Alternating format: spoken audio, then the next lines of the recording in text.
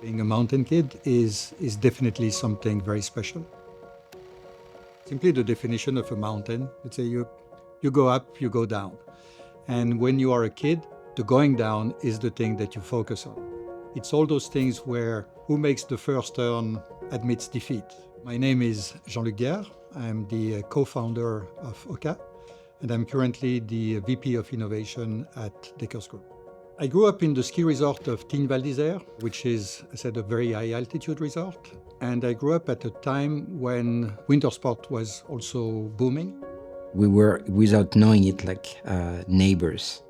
My name is Nicolas Mermoud, and I am one of the two founders of HOKA. We're here in Les Contamines in Haute-Savoie, the place where I grew up. We have history with our families, especially our fathers, very connected to the professional world of skiing and mountaineering. I think the copyright on Mountain Kid belongs to Jean-Luc, but it absolutely applies to the two of us. I met Nico through a ski race. That was at a time when we were looking for new people to join the company that I was working with. I was a student. I talked to him and I said, I have a couple more years at school and I would love to work for your company. And he said, yeah, just give me a call when you graduated. And that's what I did. The very initial impressions were, I would say the number one was a lot of joy. Enjoying not ever taking ourselves too seriously, trying to spend time solving problems. We did a lot of just work and also ski equipment testing. And from there on, in our free time, we started to do bike riding together, we started to do running together. You could discover into the outdoors a multitude of things. We have a very, very deep passion for the outdoors and nature.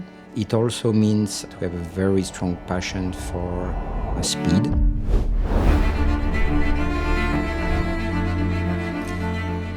UTMB 2007. I led the race for about 16 hours out of 21 and faded and came to third place while Jean-Luc was crewing me.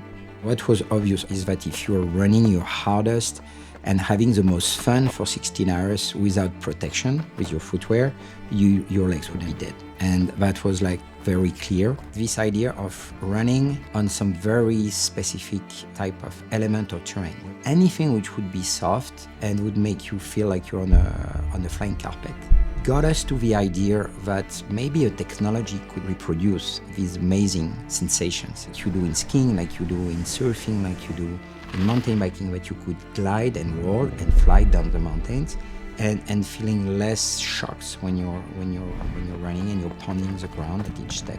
And we had that idea, how cool would it be to create something from scratch and to say, hey, let's give it a try. A note I wrote in the former company, and I called it XXXL, which meant both extra, extra, extra light and extra, extra, extra large. Every piece of equipment had evolved in that direction. Oversized products have reshaped pretty much every industry.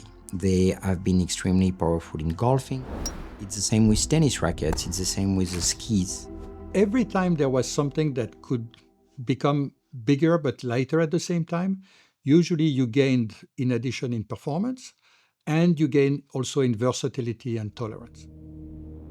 Too many people did not like running because it was felt as being really hard on the body.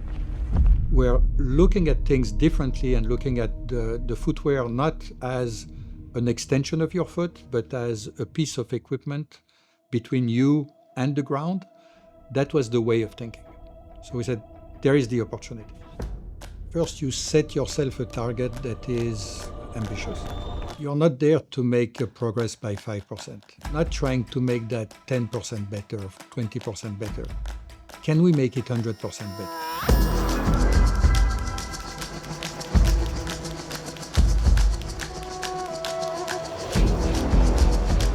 The first day we got the very, very first prototypes. We were too excited to wait and start shaping. So we went to test the product out of the box.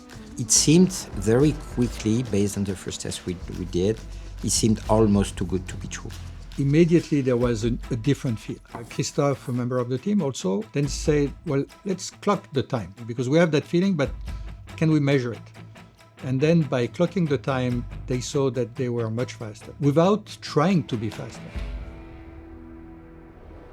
You challenge some technologies, you challenge some beliefs of athletes, many things that have been established through the years, and people don't like the unknown. Being two entrepreneurs from France with a very crazy idea, the most critical thing was to be taken seriously. The number of people that say to you that this is the most stupid idea on earth, and that it has no future, and that's not the trend, and why are you doing so, etc. So it's one thing to have one person, two person, but when you have just a lot of people repeating it, there's always a few moments where you re-ask yourself the question, are we really on the right track? When you turn into an entrepreneur, when you create a startup, you know you're going to go all the way, and you're going to make it better, you're going to make it grow, you're going to steer it in the right direction. Pretty much everything happened in 2010. We went to our first trade show. We got some orders from some of the most famous retailers, including Boulder Running Company, Mark Plages, Johnny Halberstadt. We met athletes in the trail running world, such as Diana Finkel or Karl Melzer. We had people who bought our shoes that we didn't know, and they started racing with it, and they started winning. All those things started to spread the word of mouth gradually, that there were things happening. I identified with one client, advice. This client, Boulder Running Company, wrote to the Dakers, outdoor corporation, sent some shoes. A couple of months later, I think Jean-Luc went to visit them, and they decided to help us, but overcame like a lot of the early hurdles and challenges. You can't get things only by yourself. You need a team to make it happen. We had a phenomenal team across different, let's say, areas that were equally enthusiastic, that wanted this adventure to work. There's a sense of authenticity and working on stuff that works. And French people can be a little bit rebel or rebellious. They have a very special creativity, which is to question like what's existing and try to come up with something different. You have to be a bit crazy to start with, but you're driven by what's the next dream, what's the next thing that at least you want to try once. I still have a hard time realizing and understanding we did this. I'm looking forward to professionally is to share this experience. It's an amazing experience and can inspire people. Mountain people are known to help each other very well. You lead people to enjoy things that they had never experienced before. When you see that happening on people's face, it is the best reward you can get. To say that you have been there to do something. One of the goals that I have toward HOKA, to help the brand move to the next generation of footwear.